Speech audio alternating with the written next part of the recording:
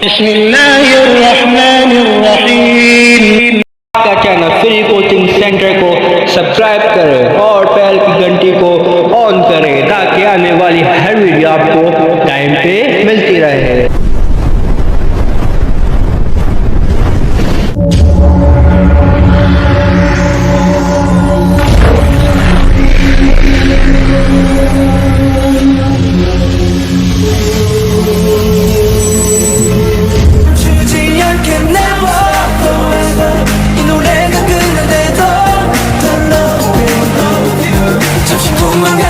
दोस्तों, एक दफ़ा हम फिर आपके तालीमी चैनल के लिए आपके सामने हाजिर हैं, क्योंकि तालीम तो सबके लिए है। ये चैनल है कैरियर मैनेजमेंट फाउंडेशन की तरफ से। इस चैनल की मदद से हम आपको उन तमाम स्टूडेंट की हेल्प करेंगे जो तब स्टूडेंट्स आला तालीम हासिल करना चाहते हैं, लेकिन unfortunately they can't pay the heavy faeces of the universities. तो ये चैनल इनकी मदद करेगा, हेल्प करेगा टू अरेंज द फीस, ताकि वो भी एक माशरे का हिस्सा बन सकें और एक तरक्की पजीर ज़िंदगी गुजार सकें, क्योंकि ये उनका हक़ है। इस सिलसिले में मेरी आपसे रिक्वेस्ट है कि आप इस चैनल को सब्सक्राइब करें और शेयर करें अपने तमाम फैमिली मेम्बर्स और दोस्तों से, ताकि इस चैनल को ज़्यादा से ज़्यादा लोग देखें। और इसकी वैसे भी बहुत ज़्यादा मकबूल होता जा रहा है। इस चैनल की मकबूलियत में आपका बहुत बड़ा हाथ है। इस चैनल को सब्सक्राइब करें और प्रेस करें बेल के बटन को, ताकि आने वाली सारी वीडियोस आपको टाइम पे मिल सकें। आज अकाउंटिंग की क्लास, जैसे कि आपको मालूम है, हम अकाउंटिंग की 3 सीरीज़ चला रहे हैं। एक सीरीज़ में हम फाइनेंशियल स्टेटमेंट्स पढ़ रहे हैं, जिसमें हमने अकाउंटिंग एंट्रीज और फाइनेंशियल स्टेटमेंट के कंपोनेंट्स के बारे में पढ़ा, और अभी वो सीरीज़ जारी है। दूसरी सीरीज़ हम कॉस्ट अकाउंटिंग की कर रहे हैं, जिसके अंदर हमने मटेरियल मैनेजमेंट पढ़ा कि इन्वेंट्री मैनेजमेंट पढ़ा। अभी उसकी क्लासेस बाकी हैं। इन्वेंट्री मैनेजमेंट किस तरह होती है वो उसमें आप हमारे वीडियोस को अपलोड करें और इसको देखें, ताकि आपको फाइनेंशियल स्टेटमेंट्स और इन्वेंट्री मैनेजमेंट के बारे में मालूमात हो सके। आज की वीडियो में हम आपको बताएंगे डेप्रिसिएशन के हवाले से कि डेप्रिसिएशन क्या होता है, डेप्रिसिएशन कब चार्ज होता है, डेप्रिसिएशन किसको कहते हैं। तो आज हमारी वीडियोस में आप डेप्रिसिएशन के बारे में जानेंगे और इसको मुकम्मल मालूमात के लिए डेप्रिसिएशन के बारे में कि किस तरह रिकॉर्ड होता है, किसे कहते हैं, आप ये वीडियो हमारी आखिर तक ज़रूर देखिएगा। अब हम आपको बताते हैं डेप्रिसिएशन। डेप्रिसिएशन से पहले आपको जानना होगा फिक्स एसेट के बारे में, क्योंकि depreciation is charge on the fix asset. What is the fix asset? Fix asset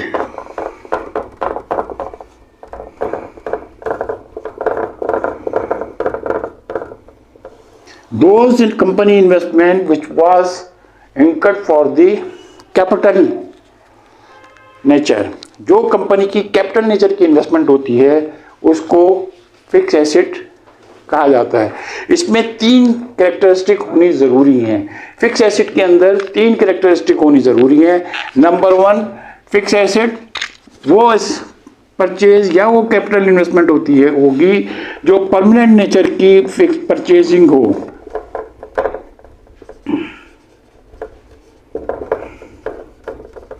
Permanent nature. Suppose we purchase the machinery, we purchase the land, purchase the building, we purchase the vehicle। तो ये permanent nature की हैं। इसको ऐसा नहीं होता कि ये हमने 3 महीने के लिए खरीदी या 4 महीने की खरीदी या हमने वापस कर दी या हमने सेल आउट कर दी, ऐसा नहीं होता। ये परमानेंट नेचर की होती है, उसको हम फिक्स एसेट कहते हैं। दूसरी इसकी कैरेक्टरिस्टिक क्या होती है कि यूज्ड इन बिजनेस ऑपरेशन।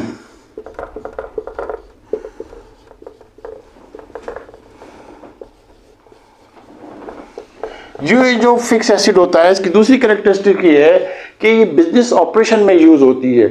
इसकी बिजनेस ऑपरेशन में यूटिलिटी होती है, मसलन मशीनरी फॉर प्रोडक्शन, मसलन building for staff for installing the machinery, suppose vehicle for staff movement, for staff van, या गुड्स को इधर से एक जगह से मूव करके दूसरी जगह ले जाने के लिए भी ये आप व्हीकल भी खरीद फिक्स एसेट में आती है। Number 3, not for sale. The basic characteristic is that those purchases which is not purchased for the resale, हमारा वो ट्रेडिंग आइटम नहीं होना चाहिए। हमारा ऑब्जेक्टिव या कंसेप्ट ये नहीं होना चाहिए कि हम ये जो खरीद रहे हैं इसको कल हम बेचेंगे। ये हम बेचने के लिए नहीं होता, सेल करने के लिए नहीं होता। तो फिक्स एसेट क्या होता है?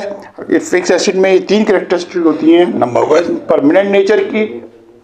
जो भी परचेज होती है, कैपिटल एक्सपेंडिचर होते हैं, परमानेंट नेचर के होते हैं। Building, land, plant machinery, vehicle example के तौर पे used in business operation.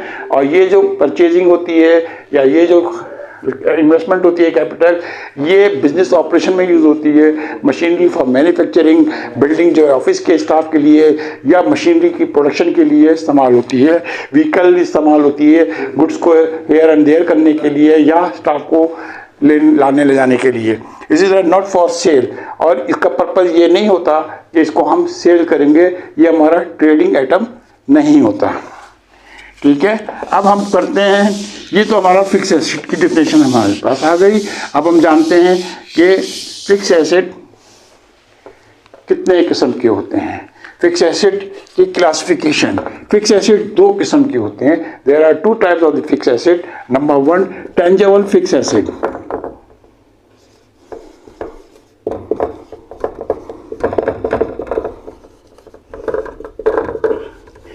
Number 2, intangible fixed asset.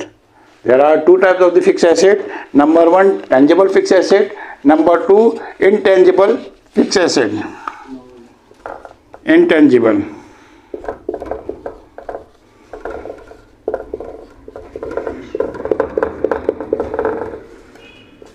There are 2 types of the fixed asset. Number 1, tangible fixed asset. Number 2, intangible fixed asset. What are the definition of the tangible? Tangible fixed asset are those fixed assets which can be touched, which can be felt. That is the tangible fixed asset. Suppose building, land, plant machinery, vehicle, all these are the tangible fixed assets because they can be touched, they can be seen, they can be feel. So ये जो है tangible fixed asset होते हैं, इनको हम tangible fixed asset कहते हैं। Intangible fix asset, those fix asset which can not be touch, which have no physical existence. इनकी कोई फिजिकल एग्जिस्टेंस नहीं होती, ये कोई फिजिकली कंपनी के पास नहीं होते। जैसे गाड़ी, बिल्डिंग, मशीनरी फिजिकली अवेलेबल होते हैं, लेकिन ये intangible fixed assets are those assets which are not physically available in the company. This, for example, goodwill. ये कंपनी की गुडविल होती है जो फिजिकली मौजूद नहीं होती, लेकिन ये गुडविल इंटेंजिबल फिक्स एसेट होती है। इसी तरह ट्रेडमार्क, ये भी इंटेंजिबल फिक्स एसेट है। इसी तरह सॉफ्टवेयर, कंपनी में कोई सॉफ्टवेयर रन हो रहा है कंप्यूटर के अंदर, तो वो भी इंटेंजिबल फिक्स एसेट है, because can not be touch, it can not be seen. This is the software, it is available in the system which are running for the operation of the company. Now इसके बाद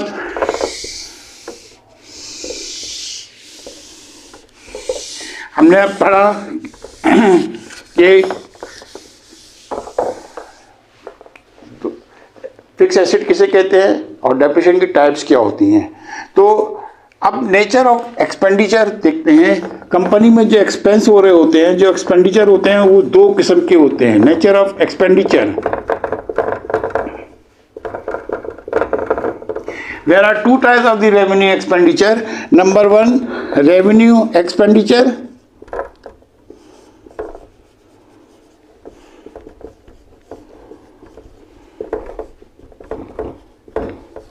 Number 2, capital expenditure. There are 2 types of the expenditure in any organization. Number 1, revenue expenditure. Number 2, capital expenditure. What are the revenue expenditure? Revenue expenditure are those expenditure which are regular expenses, which are recurring expenses, which are routine expenses.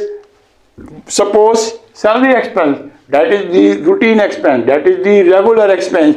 Repair maintenance expense, that is the routine expense, that is the regular expense. इसी तरह advertisement expense, these are the routine expense. इसी तरह bonus expense, these are routine expense. तो ये सब examples हैं revenue expenditure की. Repair maintenance, salary expense, utility expense, rent expense, क्योंकि सब regular expenses. Those expenses which are regular expenses, recurring expenses, routine expenses are called revenue expenditure. For example rent expense, salary expense, advertisement expense, bonus expense, yes, all rent expense, all these expense are the revenue expenditure. What are the capital expenditure? अब ये capital expenditure कौन से होते हैं?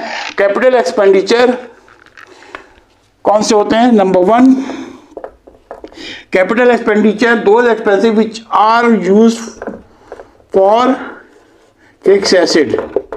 अभी हमने fix asset की definition पढ़ी कि फिक्स एसेट किसे कहते हैं, जिसमें 3 कैरेक्टरिस्टिक होती हैं कि वो परमानेंट नेचर के हों, रीसेल वैल्यू ना हो और बिजनेस के ऑपरेशन में यूज हो रहे हो, तो वो फिक्स एसेट होते हैं. अगर उन फिक्स एसेट की परचेजिंग के लिए कोई एक्सपेंडिचर किया जाएगा तो वो कैपिटल एक्सपेंडिचर कहलाएगा.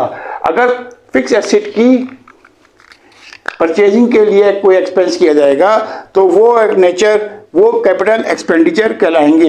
If expenses incurred increasing the life of the fix asset, if expenditure increasing the life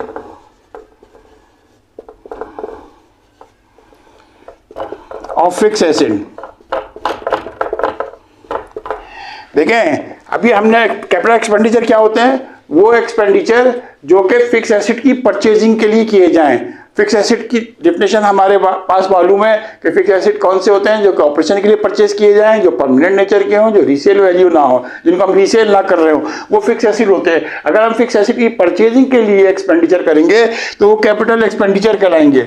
लेकिन वो एक्सपेंसेस भी जो कि फिक्स एसेट की लाइफ में इजाफा करेंगे, जो कि फिक्स एसेट की परफॉर्मेंस में इजाफा करेंगे, जो कि उसकी लाइफ में इजाफा करेंगे, परफॉर्मेंस में इजाफा करेंगे, वो एक्सपेंडिचर भी फिक्स एक्सपेंडिचर भी कैपिटल एक्सपेंडिचर कहलाते हैं. सपोज एक बिल्डिंग है, बिल्डिंग को आपने रेनोवेट किया. वो बिल्डिंग जो कि रेनोवेट हुई, पहले उसकी लाइफ 20 साल थी, 20 ईयर्स में वो बिल्डिंग खत्म होने वाली थी, लेकिन आपने उसको रेनोवेट किया, उसको बेहतरीन शक्ल में तब्दील कर दिया. अब उसकी लाइफ 20 साल के बाद चाहे 30 साल हो जाएगी, क्या वो 30 साल में खत्म होगी? तो क्योंकि उस एक्सपेंसेस ने जो रेनोवेशन पे खर्च हुए हैं उसने बिल्डिंग की लाइफ को बढ़ा दिया है, तो वो एक्सपेंसेस रेनोवेशन एक्सपेंस भी बिल्डिंग में जो खर्च हुआ है कैपिटल एक्सपेंडिचर कहलाएंगे. आप मेरी बात समझे?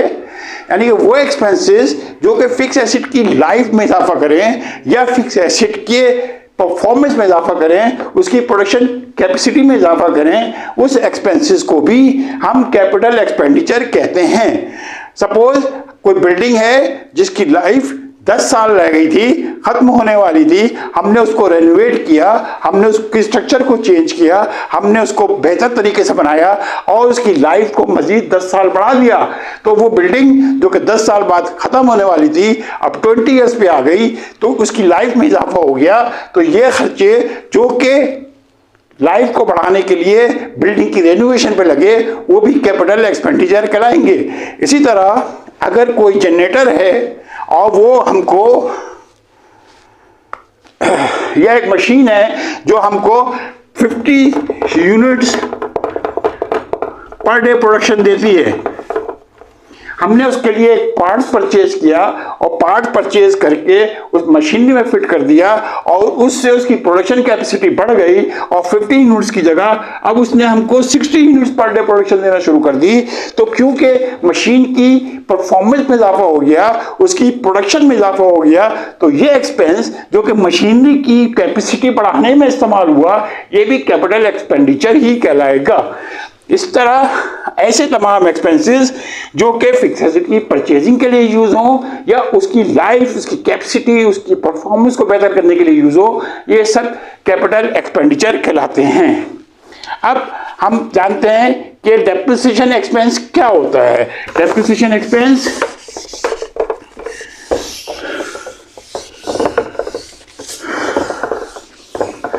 डेप्रिसिएशन एक्सपेंस क्या होता है? डेप्रिसिएशन एक्सपेंस एक्चुअली एलोकेट करता है फिक्स एसेट को। क्योंकि फिक्स एसेट हमने चार्ज कर लिया, कैपिटलाइज कर लिया। सपोज एक फिक्स एसेट 1 मिलियन का हमने कंपनी में रिकॉर्ड कर लिया।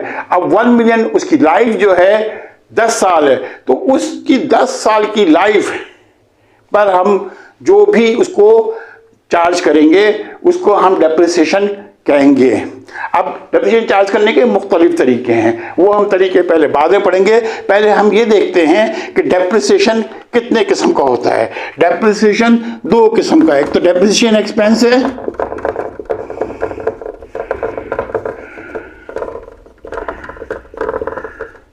और दूसरा एमोर्टाइजेशन एक्सपेंस है।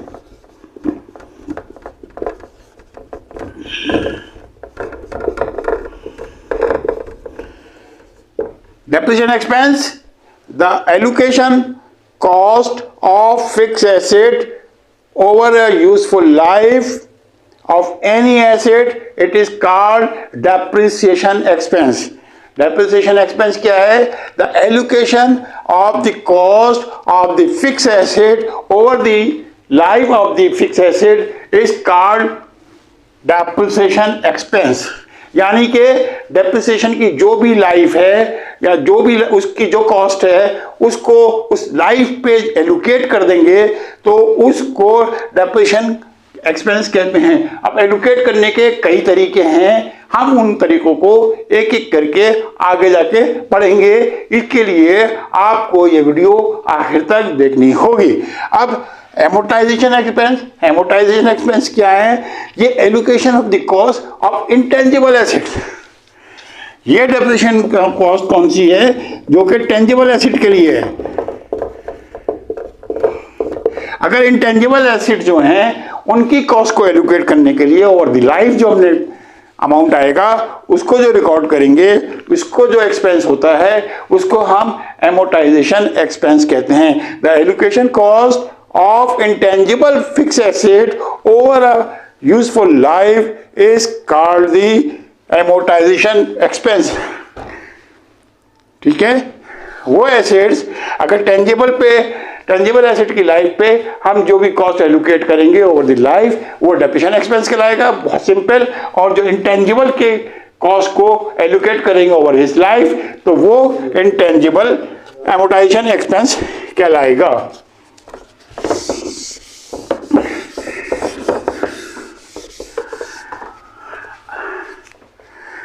अब डेप्रिसिएशन में क्या कैलकुलेट करने के लिए हमें क्या क्या चीज चाहिए होती है? डेप्रिसिएशन में कैलकुलेट करने के लिए हमें नंबर 1 हमें कॉस्ट चाहिए, चाहे वो इंटेंजिबल हो या इंटेंजिबल हो। डेप्रिसिएशन एक्सपेंस कैलकुलेट करना हो या एमोर्टाइजेशन कैलकुलेट करना हो, सबका लिए ये लाजमी है कि हमें मालूम हो कि उस फिक्स एसेट की कॉस्ट क्या है। हमारे पास कॉस्ट होनी चाहिए कि फिक्स एसेट की कॉस्ट कितनी आ रही है। नंबर 2 यूजफुल लाइफ, इसकी लाइफ कितनी है। जो भी फिक्स एसेट है या मशीनरी है, प्लांट है या गाड़ी है, उसकी लाइफ कितनी, कितने साल में, कितने अरसे में ये गाड़ी ख़त्म हो जाएगी, ये स्क्रैप बन जाएगी, ये यूज़फुल नहीं रहेगी। तो क्योंकि हर चीज़ की एक लाइफ होती है, इंसान की भी एक लाइफ है, उसकी भी एक लाइफ, मशीनरी की भी एक लाइफ होती है, हर एक चीज़ की एक लाइफ होती है। तो कॉस्ट के साथ उस फिक्स एसेट की दूसरी चीज़ हमें मालूम होनी चाहिए, यूज़फुल लाइफ। नंबर 3 जो तीसरी चीज़ होती है वो होती है सैल्वेज वैल्यू। सैल्वेज वैल्यू क्या होती है? That is the expected amount realise after the useful life.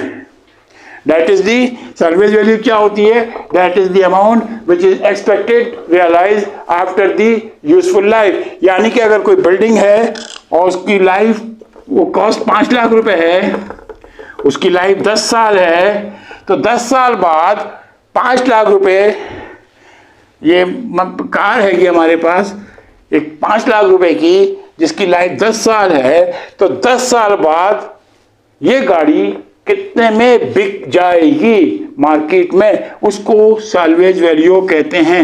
ये यानी कि अगर ये गाड़ी 10 साल बाद 5,000 रुपए की बिकेगी तो इसका मतलब ये है इस गाड़ी की सैल्वेज वैल्यू 5,000 रुपए है।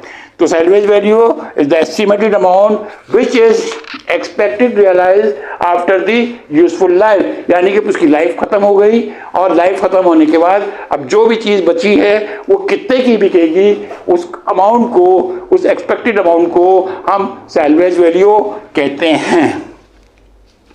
अब इसके बाद हमें मालूम हो गया कि डेप्रिसिएशन कैलकुलेट करने के लिए हमारे पास 3 चीजें की होना जरूरी है। We should have 3 things for calculating the depreciation. Number 1 cost, number 2 useful life, number 3 the salvage value. When we will have these 3, we can calculate the depreciation or amortization expense. Now, अब ये हमने समझ लिया कि depreciation expense क्या होता है, capital और रेवेन्यू एक्सपेंडिचर क्या होते हैं, डेप्रिसिएशन एक्सपेंस फिक्स एसेट किसे कहते हैं और डेप्रिसिएशन एक्सपेंस कितने किस्म का होता है। अब हम ये देखते हैं कि डेप्रिसिएशन कितने तरीकों से हम कैलकुलेट कर सकते हैं। डेप्रिसिएशन कैलकुलेट करने के 4 तरीके हैं। हम 4 तरीके देखते हैं कि वो कौन कौन से हैं। डेप्रिसिएशन एक्सपेंस 4 तरीकों से कैलकुलेट हो सकता है।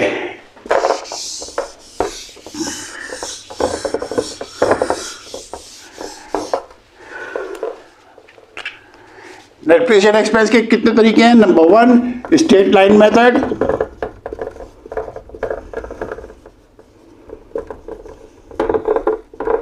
Number 2 unit production method,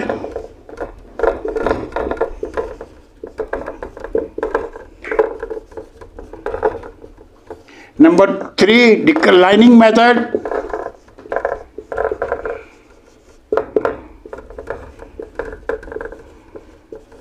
Number 4 sum of air digits method. Number 4 sum of air digits method.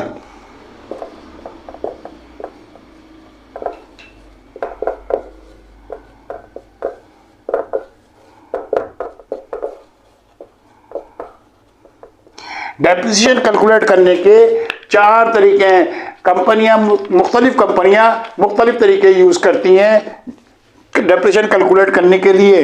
Depreciation calculate करने का पहला तरीका स्ट्रेट लाइन मेथड है, नंबर 2 यूनिट प्रोडक्शन मेथड है, नंबर 3 डिक्लाइनिंग मेथड है, number 4 sum of year digits method है। इन चारों में से कोई एक तरीका कोई भी कंपनी अडॉप्ट कर सकती है अपने डेप्रिसिएशन कॉस्ट मालूम करने के लिए। अब इसके बारे में हम डिटेल में पढ़ेंगे इंशाल्लाह अपनी नेक्स्ट क्लास के अंदर। लिहाजा आप लोगों से गुजारिश है कि इस चैनल को सब्सक्राइब करें, बेल के बटन को आप प्रेस करें ताकि आपको आने वाली तमाम वीडियोस कैरियर मैनेजमेंट फाउंडेशन की तरफ से मिलती रहे और इस चैनल की पजीराई करें ताकि उन स्टूडेंट की हेल्प हो सके जो कि आला तालीम हासिल करना चाहते हैं लेकिन यूनिवर्सिटी की हैवी फीस अदा नहीं कर सकते।